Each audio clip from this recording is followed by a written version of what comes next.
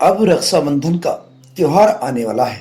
ये त्योहार क्यों आता है, इसके पीछे कौन सी परिपाटी है, आइए इसको जानते हैं। रक्षाबंधन मोली या कलावा बांधने के 11 प्रमुख कारण। मोली बांधना वैदिक परंपरा का हिस्सा है। मोली को कलाई में बांधने के कारण इसे कलावा भी कहते हैं। इसका वैदिक नाम उपमणि बंध भी है। मोली बांधने के 3 कारण हैं। पहला आध्यात्मिक, दूसरा चिकित्सीय और तीसरा मनोवैज्ञानिक। हालांकि आज मोली, कलावा और राखी के स्वरूप में फर्क है। आओ जानते हैं इसे बांधे जाने के 11 प्रमुख कारण। नंबर 1 अर्थात प्रथम, किसी की रक्षा हेतु। सबसे पहले इंद्र की पत्नी सची ने वृत्तासुर से युद्ध में इंद्र की रक्षा के लिए रक्षा सूत्र बांधा था। इसलिए जब भी कोई युद्ध में जाता है तो उसकी कलाई पर कलावा, मोली या रक्षा सूत्र बांधकर उसकी पूजा की जाती है। नंबर 2 किसी को वचन देने हेतु। असुरों के दानवीर राजा बलि ने दान देने से पूर्व यज्ञ में रक्षा सूत्र बांधा था और फिर जब दान में 3 पग भूमि दे दी तब प्रसन्न होकर उसकी आत्मरता के लिए भगवान वामन ने उसकी कलाई पर रक्षा सूत्र बांधकर उसे उसकी रक्षा करने का वचन दिया और सदा उसके पास रहने का वचन दिया था। 3 भाई बहन का एक दूसरे की रक्षा हेतु बंधन।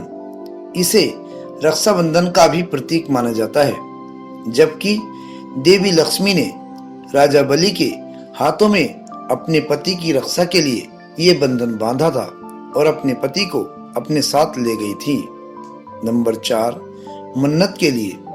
मोली को मन्नत के लिए भी किसी देवी देवता के स्थान पर भी बांधा जाता है और जब मन्नत पूरी हो जाती है तो उसे खोल दिया जाता है। सभी की रक्षा हेतु इसे घर में लाई गई नई वस्तु को भी बांधा जाता है और इसे पशुओं को भी बांधा जाता है। इसके अलावा पालतू पशुओं में हमारे गाय, बैल और भैंस को भी पड़वा, गोवर्धन और होली के दिन मोली बांधी जाती है। नंबर 6 किसी शुभ कार्य हेतु शुरुआत के लिए। किसी भी शुभ कार्य की शुरुआत करते समय या नई वस्तु खरीदने पर हम उसे मोली बांधते हैं ताकि वह हमारे जीवन में शुभता प्रदान करे। किसी अच्छे कार्य की शुरुआत में संकल्प के लिए भी मोली बांधते हैं।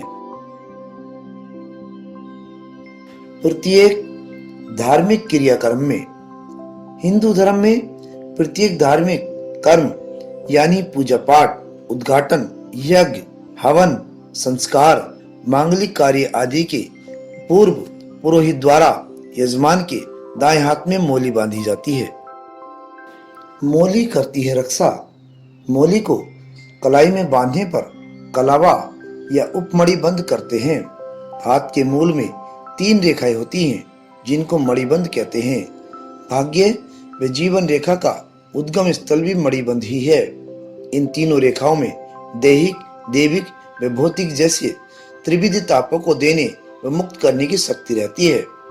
इन मणिबंधों के नाम शिव, विष्णु व ब्रह्मा हैं। इसी तरह शक्ति, लक्ष्मी व सरस्वती का भी यहाँ साक्षात वास रहता है।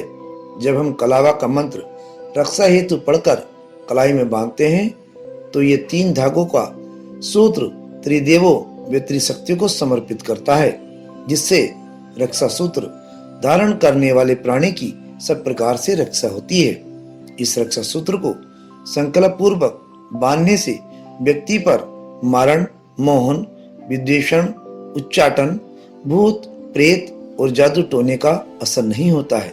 शास्त्रों का ऐसा मत है कि मोली बांधने से त्रिदेव ब्रह्मा, विष्णु व महेश तथा तीनों देवियां लक्ष्मी, पार्वती व सरस्वती की कृपा प्राप्त होती है। ब्रह्मा की कृपा से कीर्ति, विष्णु की कृपा से रक्षा तथा शिव की कृपा से दुर्गुणों का नाश होता है। इसी प्रकार लक्ष्मी से धन, दुर्गा से शक्ति एवं सरस्वती की कृपा से बुद्धि प्राप्त होती है। यह मौली किसी देवी या देवता के नाम पर भी बांधी जाती है, जिससे संकटों और विपत्तियों से व्यक्ति की रक्षा होती है। ये मंदिरों में मन्नत के लिए भी बांधी जाती है। इसमें संकल्प निहित होता है। मौली बांधकर किए गए संकल्प का उल्लंघन करना अनुचित और संकट में डालने वाला सिद्ध हो सकता है। यदि आपने किसी देवी या देवता के नाम की ये मौली बांधी है तो उसकी पवित्रता का ध्यान रखना भी जरूरी हो गया है। कमर पर बांधी गई मौली के संबंध में विद्वान लोग कहते हैं कि इसमें सूक्ष्म शरीर स्थिर रहता है और कोई दूसरी बुरी आत्मा आपके शरीर में प्रवेश नहीं कर सकती। बच्चों को अक्सर कमर में मौली बांधी जाती है। ये काला धागा भी होता है। इससे पेट में किसी भी प्रकार के रोग नहीं होते हैं।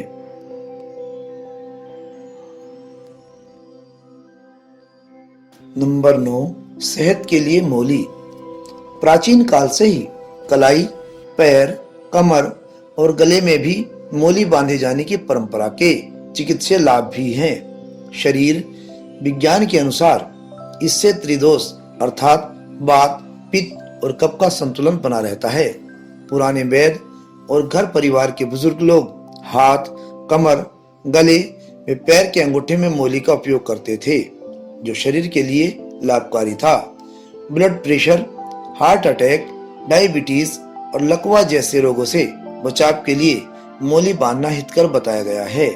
शरीर की संरचना का प्रमुख नियंत्रण हाथ की कलाई में होता है, अतः यहाँ मौली बांधने से व्यक्ति स्वस्थ रहता है, उसकी ऊर्जा का ज्यादा क्षय नहीं होता है। शरीर विज्ञान के अनुसार शरीर के कई प्रमुख अंगों तक पहुंचने वाली नसें कलाई से होकर गुजरती हैं। कलाई पर कलावा बांधने से इन नसों की क्रिया नियंत्रित रहती है। कमर पर बांधी गई मौली के संबंध में विद्वान लोग कहते हैं कि इससे सूक्ष्म शरीर स्थिर रहता है और कोई दूसरी बुरी आत्मा आपके शरीर में प्रवेश नहीं कर सकती है। बच्चों को अक्सर कमर में मौली बांधी जाती है। ये काला धागा भी होता है। इससे पेट में किसी भी प्रकार के रोग नहीं होते हैं।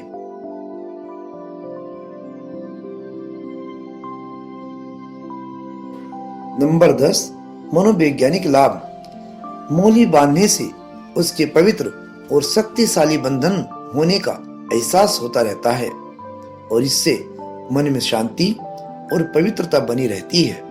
व्यक्ति के मन और मस्तिष्क में बुरे विचार नहीं आते और वह गलत रास्तों पर नहीं भटकता है। कई मौकों पर इससे व्यक्ति गलत कार्य करने से बच जाता है। 11, रक्षाबंधन अर्थात रक्षा हेतु वचनबद्ध करना। यजमान ब्राह्मणों को अपनी दैविक व आध्यात्मिक रक्षा हेतु पहुंची कलावा बांधता है, जबकि ब्राह्मण आर्थिक स्थिति एवं देह की रक्षा हेतु यजमान के कलावा बांधता है। इसी में एक दूसरे को रक्षाबंधन निहित है। पंडित रविंद्र भारद्वाज संघर्षी महंत, श्री विष्णु धाम मंदिर व आश्रम, चांदपुर, बिजनौर, उत्तर प्रदेश।